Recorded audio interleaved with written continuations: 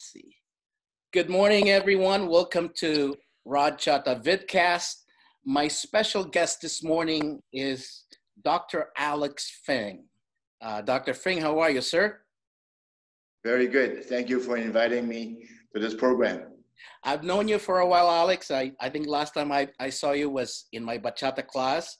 I never really gotten to know you more, but as I read more about you, my God, you have this extensive background, not only in medicine, but in the martial arts, Qigong, Tai Chi. In fact, I saw one of your old videos demonstrating Tai Chi. I believe that was in Riordan High School. And I remember either one of those high school in the Bay Area, and I remember competing there. Yeah, so, yeah, you were doing, I don't know what type of Tai Chi form that was, but it was, I think it was more of like a 10-minute form, you know? So I saw that one of the video. I think it's still in YouTube. I think that's probably the only video you have in when it comes to action and all of that stuff. I don't know, I have some dance video. Salsa and tango. Right. I know you have PhD in Oriental medicine, and then you were one of the first people to be licensed in acupuncture back in the day. How was that? How long did it take you guys to go to that process? Because I know you guys probably were battling with the government as far as legalizing acupuncture is concerned. I think that, in fact, Nixon's visit to China made a difference because some of the physicians went with him and did some filming of acupuncture and traditional Chinese medicine and brought it back to the United States and became popularized. So in the early 70s, it started becoming more familiar. People became more familiar with the practice of acupuncture. I think in 1976, Governor Brown, Moscone actually started the bill. Yeah. And then Governor Brown, signed us into legal status. That was his first term, wasn't it? Yeah. Yes. Now, acupuncture is now included with insurance, not to mention chiropractic and all of that other alternative medicine. How many dancers, because I know you are also a student of dance, how many dancers have you treated for the past years? Well, I have treated quite a few. Since COVID came in March, I stopped for a couple of months, so I just started opening up about a month ago. But I treat a lot of dancers. Lower back problem, knee problem, leg problem, sometimes even shoulder problem. Yeah, so very common for all sport injury. Acupuncture is really good for sport injury in general. Yeah, I have colleagues that work with football players and basketball players, warriors, stuff like that. They're on staff. So, the very first encounter I had with acupuncture is I had this back problem because I'm a bachata dancer and we move those hips. The lower back, it is really brutal to the lower back, as you know. Somebody, and I was going to go to another alternative type of treatment like chiropractic. And one of my dancers suggested, like, you should try acupuncture. It's like, dude, I'm scared of needles, dude. The thing is like, no. So am I. Yeah, you wouldn't even feel it all. And so I went to San Francisco, China. This young man, a young Chinese doctor, who barely spoke English, but all he told me is, you're gonna be able to walk comfortably after this. It's like, I didn't believe him because I was in pain, man. Waking up, when you have that lower back, there's no way, you can't even laugh, Yeah. But after about, I think that was like a 20-minute treatment, I was able to walk. Now, Alex, explain this to me, why those needles alleviates the pain. Well, you asked a really good question. There's two concepts that we can approach. One is a Western medicine concept, which means that you simulate the neuroreceptor in the brain, and then the endorphins, natural endorphins and caffeine starts to get produced. You have pain relief. In terms of Chinese medicine, pain comes from a blockage of energy. So by clearing the channel with acupuncture points, you clear the flow of qi and blood, energy and blood through the system, which then alleviate the pain. So those are the two major concepts of pain relief in Chinese medicine. And most of the time when an injured athlete comes to you, do they get cured right away, or some cases they probably would have to come back? Well, how old are you? You know, I how see. long have you had the injury? How severe is the injury? Have you had surgery before? You know, all those plays in the assessment in terms of how many times you need it. If you're younger, minor injury, very fast, 1 or 2 treatment, you're done. If you're an older person and you have osteoporosis, you have arthritis, you have rheumatoid, so on and so forth, it's just going to take some time. Then if you have physical injury, it's one thing, which is usually easier to treat. Right. You have an organ disorder, it's a little more difficult. I see. Now, there is this study that I've read about acupuncture curing addiction, whether it's opioid or anything else that they crave drugs for it, or smoking for that matter. Now, how do you explain that when it comes to when it's related to acupuncture treatment? Well, I don't know whether you know this or not, but back in the probably late 70s, early 80s, there was a Dr. Michael Smith. He's a physician, right, in New York, Bronx, New York. And he started a program called NADA program, which is a detox program for all addicts, because one of his colleagues got killed. So he dedicated his life to figure out what to do for addicts. And acupuncture, he uses mostly ear acupuncture. I see. So the ear is like a microsystem of the body. So by contacting certain points, you do the same with body acupuncture by bringing, so reducing the chemical addiction, the tendency for wanting to use, the urge for it, but also any kind of side effects, you know, you have insomnia, night sweats, jitteriness. So it works on many levels. So with the ear acupuncture, there's a protocol, about 5 points that we do. So it could do, depends on the individual, what kind of addiction, you know, whether it's food or whether it's cigarette, or whether it's drugs. Right. So there are different points that we choose, endorphin points and lung points, stomach points, so on and so forth. So it's just the energy flow within the system. So one level is the energy system gets to be enhanced. And the second part is that you do points that brings out the natural sort of relaxation in the body.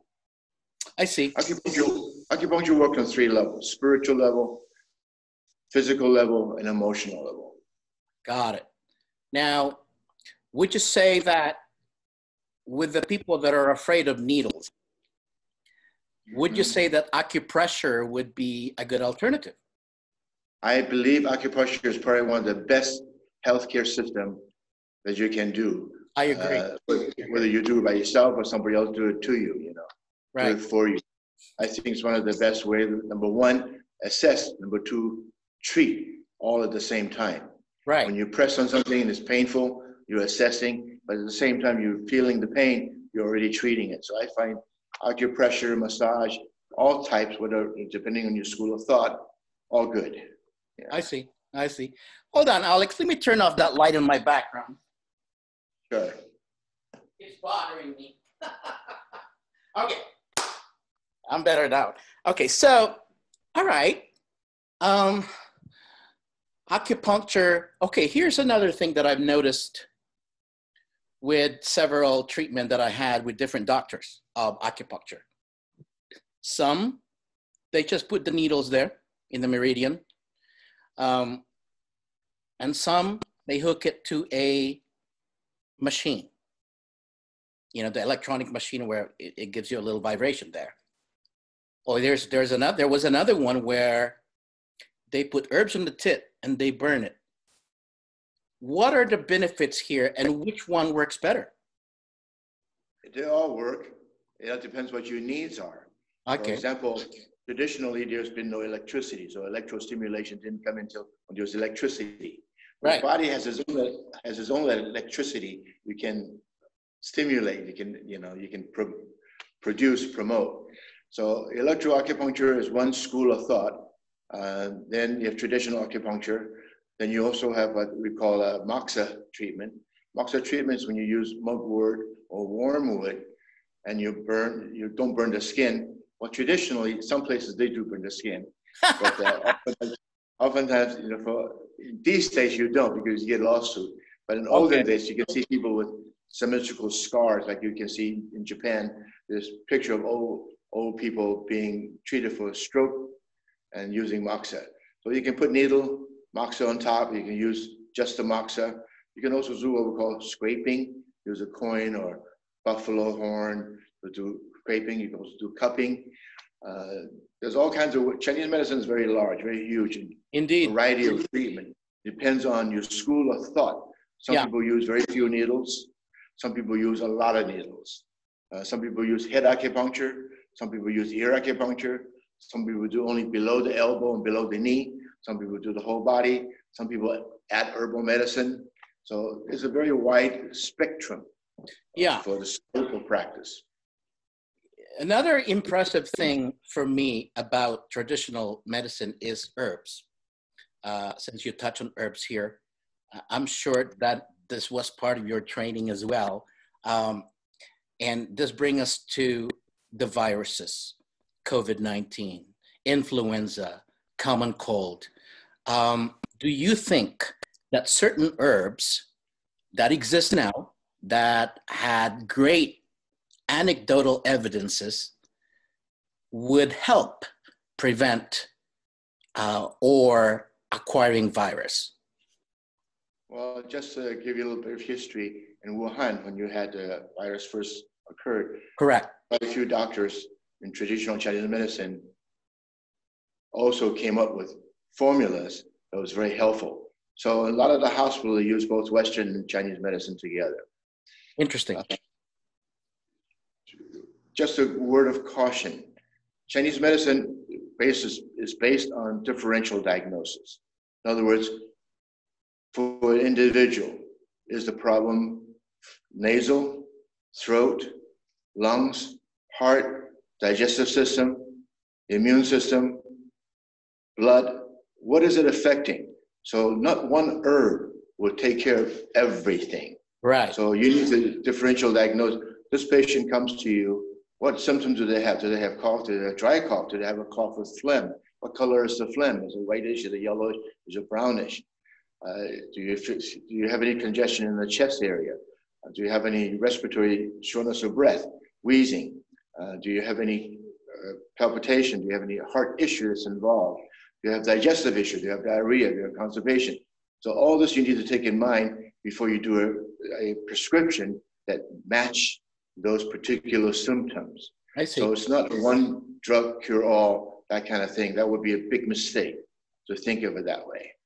So you definitely individualize. So when a patient comes to you, Alex, how would you diagnose them at that point beside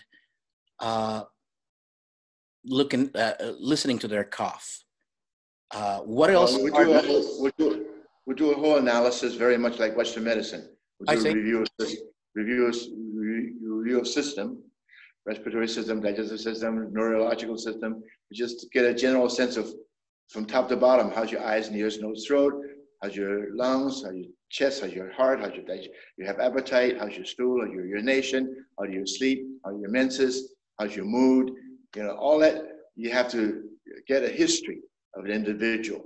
Then in Chinese medicine, there's also some unique diagnostic tool that's used both in Chinese medicine, but it's also in Indian medicine, East Indian medicine, in terms of tongue diagnosis and pulse diagnosis. But those are very subjective, and you have to be it's like dancer or musician. Yeah. Some musicians, you know, they can go off and you're like, oh, you're in another world. Some dancers, you look at them, you're like, you know how to dance. Yeah. Others are like, you know, they know the steps, but it's not the feeling. Same thing with Chinese medicine. Some people have a really knack of pulse diagnostician. You know, Dalai Lama's physician. They do great pulse diagnosis and great tongue diagnosis. So it's a gift. It's not for everyone. So we need to, for an individual, like some people are skilled in certain areas and some people are skilled in other areas. Right. So you have to find out what your skills are in assessment and diagnosing. Chinese medicine major is diagnosis. If you got the right diagnosis, there are a variety of ways to treat what you assess, but the diagnosis is most important. I see. Now, I mentioned to you earlier when we were not recording about Chinese hospital, several that had been popping up in the Bay Area. I haven't seen one here in Nevada yet, maybe someday, but what did it's a traditional type of hospital. So any type of disease, they can admit you as long as you have that insurance and whatnot, right? Well, if you're talking about a hospital, yes.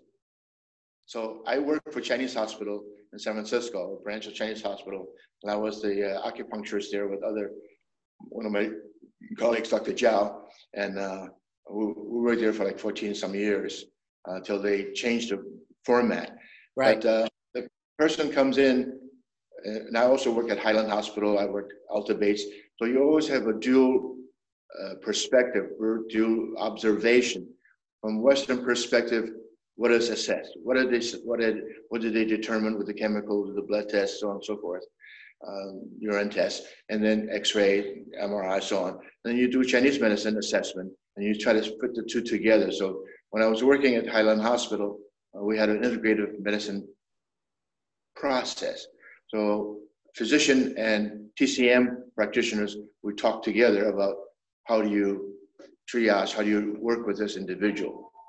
So it's really, when you say Chinese hospital, there's really no Chinese hospital yet that I know of. The integrative medicine program at Highland was a sort of seminal approach to East-West combined from a public hospital perspective. Yeah. Interesting. Now, you have this clinic here, there. You're in Oakland, right? Or Berkeley now? I'm in Oakland. Okay, you're in Oakland. You have this clinic here, and you're open 7 days a week? Well, I'm slowing down. You know, I'm in my 70s. I'm slowing down. Not like it used to be, wasn't it? It used to be, you know, I never opened 7 days a week, but probably 4 days a week. Saturday is always my busiest. So, you know, Tuesday, Wednesday, Thursday, Saturday, that kind of stuff. All right. Just once in a while I'll do house call, but very seldom. Yeah. Very seldom, yeah. Now, longevity. Let's talk about longevity, because I have to confess to you, I'm 54 years old. I turned 54, but for 2 years I got depressed for aging. I could not accept that I was getting old. I could not accept that everything was painful. After your death, I could not accept that the alcohol was rejecting my body. You know? It's like, what's going on here, man? I used to party. Longevity. And this relates to not only Tai Chi, but Qigong as well. Qigong is something I was always curious about. I did Tai Chi, but Qigong I was always curious about. It's all, to put it simply, breathing exercise. Wouldn't you say that it's similar to Tai Chi, Qigong? Well, you asked a really profound question. It's not an easy answer right away, because there are many schools of Qigong. You know, there's a martial art Qigong, medical Qigong, Taoist Qigong, Buddhist Qigong, Confucianist Qigong. There's many styles of martial art, just including like Tai Chi. There's 5 different major schools of Tai Chi. So even within that, there's a different discussion about what Qigong is in relationship to Tai Chi. Some people say Qigong, for me, Qigong is a foundation. And Qigong is just an exercise. Anything you do with your mind, with your breath, and with your body, those 3 things combined with a certain kind of perspective is Qigong practice. Got In it. olden days, Qigong is written in different ways. Qi can be written as rice and vapor, Right. substantial into insubstantial, Right. transformation. Qi can be written as air that you breathe. Qi also can be written in the olden days, no desire. Interesting. Yes, I know. So qi is a big word, just like love. You know, it's a big word. There are many different kinds of qi. There's organ qi, there's meridians qi, there's protective qi, immune qi for COVID. There's nutritional qi, there's hereditary qi. So in terms of longevity and healthcare, there's only 4 things that we focus on. Number 1, what you put in and how you get it out. Your diet, very important. We believe in plant-based mostly. Protein, having protein and good vegetable intake, lots of vegetable intake, good fluid intake. How you eliminate, you need to be able to sweat, you need to be able to blow your nose, you be able to fart, you be able to poop, urine, blah, blah, blah, right? Right. Second part, you need to be able to move. Move just means you should be mentally moving and physically moving. You watch old people, can't move, you're in trouble. Dancers, wonderful way to have longevity, okay? Old people, you watch, I see video of people like, 90, 100 years old dancing. Yes, movement. So movement of the mind, you keep yourself active. And number 3, you need to have good sleep. Sleep is one of the How many hours of sleep do you think? Not about hours. It's about, do you wake up refreshed? Got it. Like children, they go to sleep 1 hour, 5 minutes, they wake up like ready to go. Yeah. What happened? They have good sleep. So good sleep is primary. And the last thing is attitude. If you got a lousy attitude, you're going to have a lousy life. That makes sense. I laugh a lot like you do. Well, you Smile, have to. laugh. That's just the way it Have a is. good attitude. Be Yeah. kind, Tai Chi, is it a form of meditation? Absolutely. Tai Chi is spiritual. Tai Chi is physical. It could be martial. It could be medical. It deals with all aspects. And many of this Tai Chi styles, very slow, even, calms you. Other style Tai Chi is a mixture, like Chen style Tai Chi is a soft and hard. So you have Fa Jing, expression of energy, and then you have calmness. So you have a mixture of the two, yin and yang. So it comes from, Tai Chi basically comes from the Taoist culture. The word Tai Chi means the great ultimate. It comes from Wu Ji. Wu Ji means void, nothingness.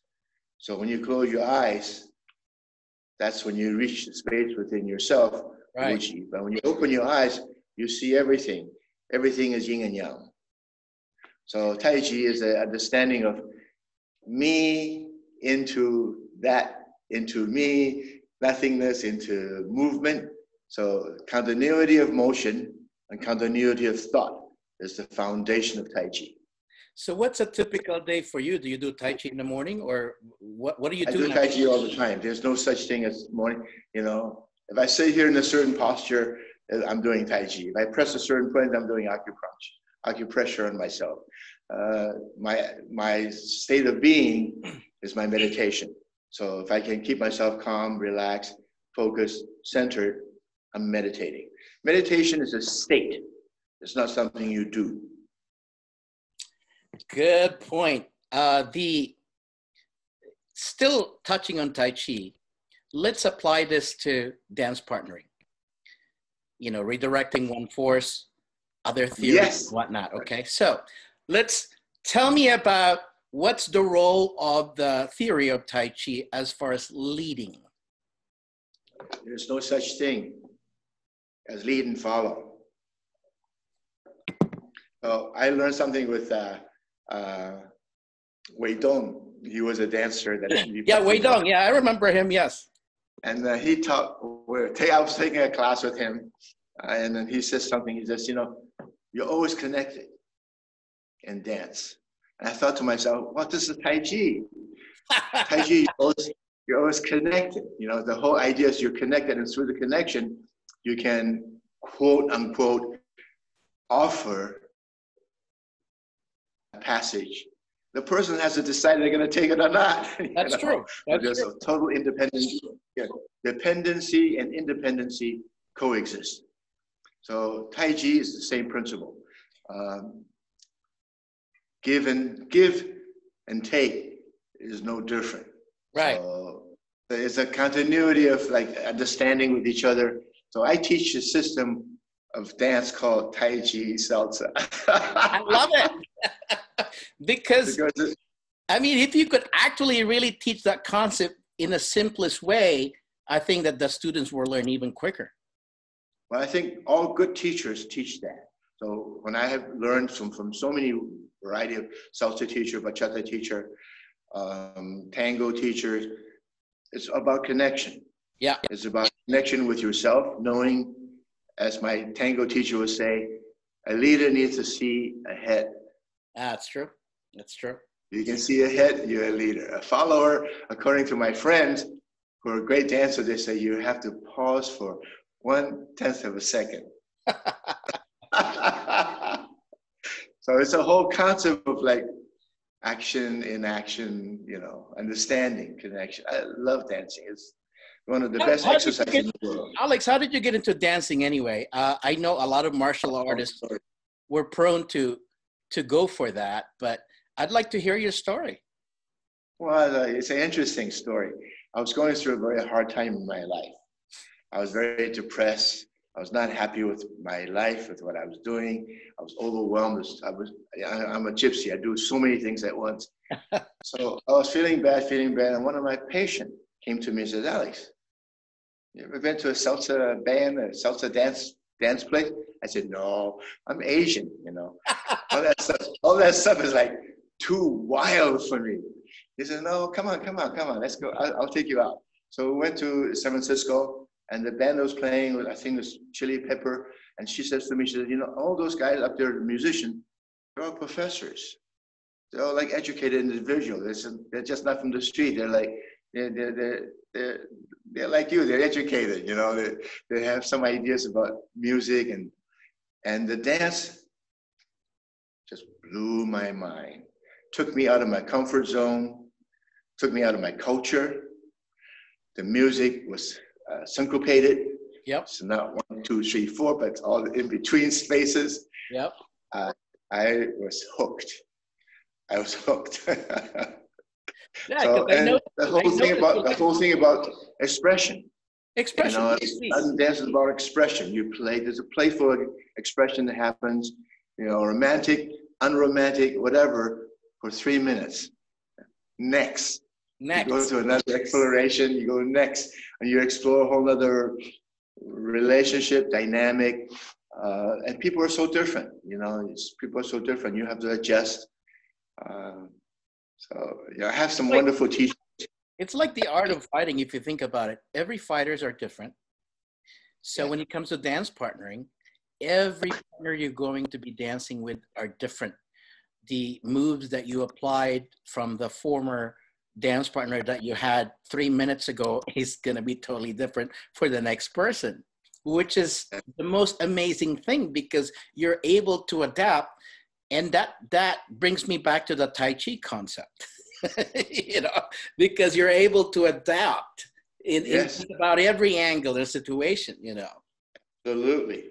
It's about, in Tai Chi, there's what we call energetic principles, energetic of expansion, energetics of absorption, energetic of deflection, right? Energetic of waves, first wave, second wave, maybe third wave, maybe no wave.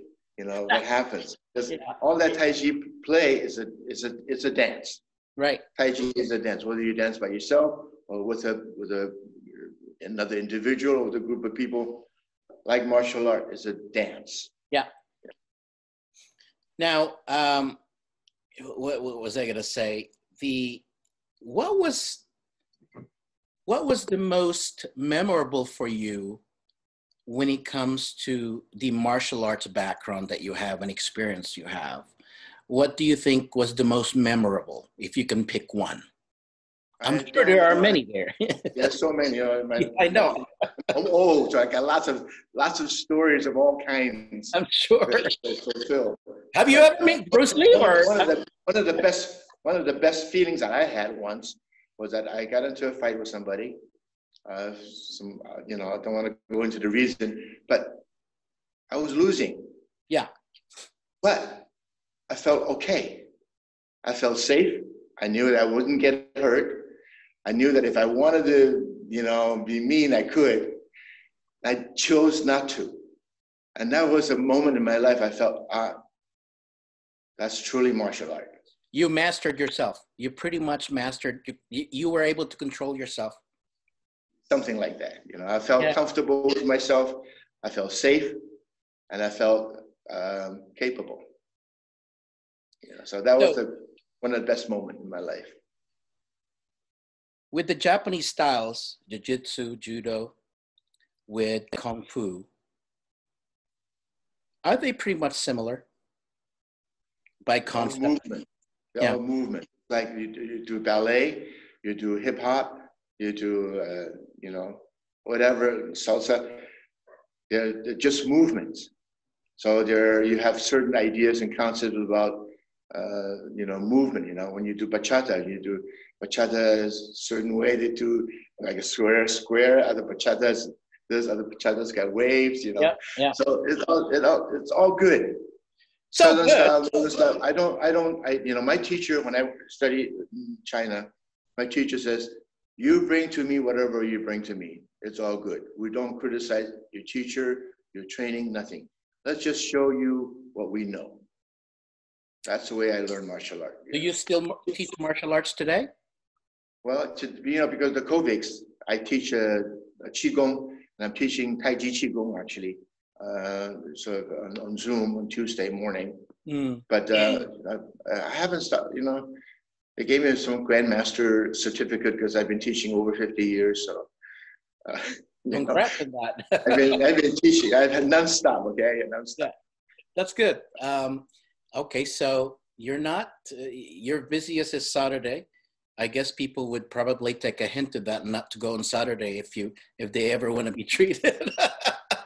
Probably, well, you know, Saturday, I see like 25 patients in half a day, and I got 6 rooms. So you pretty much take major insurance, right?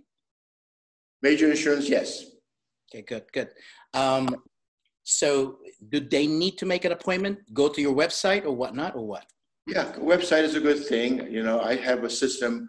I don't know whether you do or not. It's called Schedulicity, where you can go to my website, schedule yourself in. The slots that's open. You can also call. Better just go Schedulicity because then you for sure you got an appointment. What's your website? What's your website? Info at thedaoscenter.com. Okay, I'm gonna make sure that I post that in the description of the video. Thank you. What's your view on COVID-19 nowadays, generally? Well, it comes in from the nose. So stay away from eyes, nose, mouth. That's it. So mask should be able to work then, as long as they wear that mask is essential. Washing your hands is being clean, essential. Staying some distance away, people don't, you know, aerosolize their breath, their particles onto you. Yeah. All basic stuff. These are stuff that every child should learn this. Everybody should know about basic health maintenance, especially in this. COVID is not a simple influenza. It's deadly. Yeah, it's totally different. I'm so surprised people don't realize it. You know, I go nearby Lake Merritt in Oakland, and people are like partying, and I'm like, whoa. I've read that news article 3 days ago that a lot of people got infected because of that. Yeah, public gathering. It's something so simple. It's not that hard. You know, many other countries have brought down just from basic, you know, mask, washing hands, social isolation, you know, all the basics. Asian countries were ahead of our time, though. Even though COVID didn't exist then, they were the first one who've been wearing masks already. Say it again. When when I used to teach in Japan many years ago, unheard of COVID-19, they were already wearing masks. Korea, Yeah. they're already wearing masks, you know. China, Korea, Taiwan. Yeah. It's very, when I always went to, I grew up in Taiwan. And Okay. I went to school, we made our own mask. And, high school, junior high school, Yeah. So, yeah. Okay, so what's the future for you? What's the next project? Are you still doing the martial arts thing, doing the medicine thing? You are still in Highlands? Are you still I'm no longer at Highland. Not anymore? I'm at Summit Hospital. Oh, Summit Hospital, okay. And Yeah, so it's traditional medicine, right? Yeah, I work with Dr. Amy Mateki. She's a physician that started the integrative medicine program, years ago, 10 years ago, over 10 years ago. And so I'm still a setter with her. I will continue to teach Tai Chi when things open up. It's a good exercise for myself. I realize when you like dance floor, if you don't go dancing, you don't dance. You're much more apt to dance when you go someplace where people are dancing. Well, so same thing over here. Not too many people that do know this, but when you do Tai Chi, you actually sweat. A lot of people are like, no, that doesn't break. I was like, you gotta be kidding me. You sweat. you can do Qigong standing in place and sweat. You'll be sweating. That's the internal exercises, yeah. The word Gong means work. Qigong means work. Right. I hope that we can come up with a vaccine, and that way we can get back to the dance industry. Because as you know, that's probably going to take a while, which means that the dance industry will be dead for a while.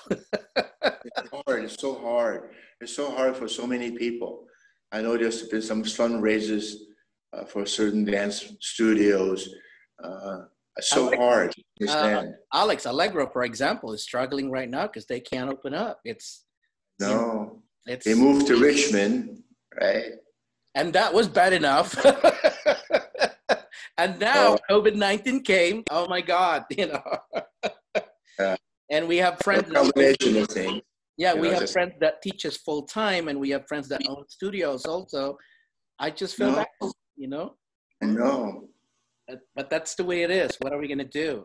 We have to, whenever things like this happens, we have to take it head on. And one thing I noticed with some of our colleague teachers is that they get creative. They're doing online classes, which is good. I mean, it's helping us to be more creative and not depend on just one thing and be able to adapt. But I have never expected that this will happen, Alex. I didn't either. Pandemic, wow. Right? And plus what's going on politically. Well, wow. That's another story. I mean, it's lots of stress. It just so happened that it came during election. Oh, that's great. That's just great. Oh my God. I do see it as a time that, as you say, you need to reflect on options. And also, it's a good time for me, at least, it's a great time to even tune into myself more. Like, what have I done in my life? Yeah. What's valuable in my life these days? What is relationship valuable? Is politics valuable? Is nature valuable? What's valuable in my life? What sustains me? What gives me joy? So it's a great time to reflect on that. So, and the more, in olden days, the sadhus, a lot of the teachers in spirituality, they would put themselves in the cave and face the wall for a long period of time. So this is kind of like that. It's a time for you to meditate and reflect on yourself. So it's not a bad thing. I agree. Last question here, sir. Speaking in general, maintaining a strong immune system, what would you advise an herbal over-the-counter that sells in Walgreens or pharmacy? What would you advise them to take? I know about herbal preparations and whatnot. So that's another discussion, another day. But what do you think would our people can take for the moment to maintain their immune system strongly? I would suggest that you actually consult an acupuncturist, an herbalist, because differential diagnosis comes into play. Got it. What is the immune system? You know, is your spleen part of the immune system? Is your breathing apparatus your immune system? Is your digestion part of your immune system? So, you know, it depends on the individual. What do you need? Do you need to tonify your qi? Do you tonify your blood? Do you tonify your lung qi? Do you need to tonify your spleen function? Do you just tonify your liver function for your detox? What do you need? So you need to, I would get a good assessment before I say, okay, you know, 眼角解毒片 is good for this. Right. You know, right. You know, 安心莲, or, you know, I can name you a few things that we use, but that would be not a good advice. I agree. You know? Okay. Good advice would be like, what do you need? Do you have history of lung issues? Do you get colds very frequently? Do you have asthma? Do your family have asthma? You know, that kind of stuff. You need to strengthen your lungs. You know, if your circulation is bad, your hands are always cold and blue. You know, you need blood circulation. Yeah. So, individual, tailor to your own needs. That's my advice. Okay. I don't advise giving any one thing in general. Of course, there are lots of things to tonify qi. There's a whole category of herbs that tonify energy in general. Energy in general, you tonify yin or tonify yang. Do you need more warmth in the body, or do you need more nutritional fluid in the body? Right. So it gets to be a little more, it's not like, you know, do this, do that, and you're all, take ginseng, you're fine. It's not like that. You know? Because if you're too hot, ginseng is too hot for you. Korean ginseng would be too hot. So individualize, tailor towards your own needs, consult somebody that you resonate with. It's like a dance. Some people you dance with, you don't even have to, it's just like, you know, this is going to be a nice dance. Same thing with a practitioner. You need to get a feel, trust your intuition, you know, and trust word of mouth. Talk to somebody who they've treated, you know. That's true. So my suggestion is not a categorical, take this, take that. The four things that I mentioned is important. Number one, what you put in, what you put out. Number two, movement, mind and body. Number three, sleep. Number four, attitude. Keep those four things in line. You have good health, you have longevity. Move, whatever movement, you know. Yeah. Anything. I agree. Now, when it comes to herbal preparations, do you prepare your own herbs or do you get it from a good source? Both. Okay. I have my own pharmacy here for raw herbs, but I also prescribe herbs for Mayway Herb Company, a variety herb company that have a stock, and for powder herbs, or even for raw herbs that I don't carry. So I do both, and you can have it in raw herbs, you can have it in powder. So does the quality of herbs count? Absolutely. So it's like your gardener. You know, is your zucchini any good? Why is your zucchini so good? Yeah. Because the earth is good, the sun is good. You don't put any chemicals in the. So it's pharmacology is about farming. You know, it's about where do you get the herbs. So in Chinese medicine is very specific. Which district has what kind of herb that's helpful for what reason. Then you need to look. You know, the herb company that I work with, they're very conscientious. So they check whether there's any chemical involved, there's any sulfur for preservative. So they also, the FDA come and do spot check on the herbal company, and they check the herbs to make sure there's no heavy metal, no chemicals in the herbs that could be harmful. But that can happen. So it's always good to be vigilant. Work with company that's been around for a while. Right. You know, and same with practitioner. I work with practitioners who've been around for a while. I share a story with you. My father and I went to Hong Kong, and we were out in an outdoor market. You probably know that. There was hundreds of people, and there was a guy fixing dental equipment, false teeth. Right. I laughed so hard. I told my dad, "Look at that guy. There's no x-ray machine, there's no drill, there's nothing. We're fixing teeth on the street, on the carpet. You know, he laughed, he looked at me, he says, you know, if he was not any good, do you think people let him stay? That's true. Chinese medicine is the same thing. If it's good, it'll stay. If it's not good, people themselves will eliminate it. I agree. And not to mention all the great testimony and on how effective it is. It's not a cure-all, just like nothing is a cure-all. Yeah. You know, keep that in mind. You need to have vigilance and diligence and open-mindedness in terms of what your body needs. You know, I went to China recently, and one of the very, very well-known doctor said to me, don't fight. Don't fight. Don't fight with, you know, in the beginning I was, you know, I have a right, I have history, and now don't fight. Whatever works for the patient, don't fight. Interesting. Yeah. Now, where can the people find you besides your website? You have a Facebook. Website is a good place. Alex Feng, if they want to befriend you on Facebook or something. Facebook, Google me. Yeah, Google is. Yeah, you're all over the place when it comes to Google. Yeah. Yeah, Alex Feng, Feng. Yeah. And then there's all, you know, on my website I have all the martial art, the qigong, the medicine, spirituality. I teach Taoism, so yeah, it's all there. Now the background you have is very extensive, all the way back to 1970s, really, if you think about it. And it's really impressive, and definitely I'll bring you back for a certain specific topic that we can talk about for an hour. With this first episode that I have you in, it's pretty much touching on almost everything that you do, although we haven't touched everything that you did here. But I will bring you back so we can talk more extensively about certain things and certain theories.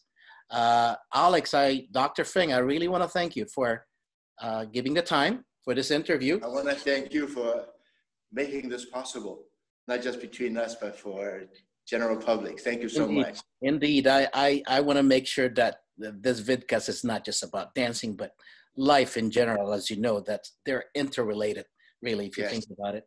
And bye for now. And I will see you soon, sir. Take care. Thank you again. And thank you for all the listeners. Thank you.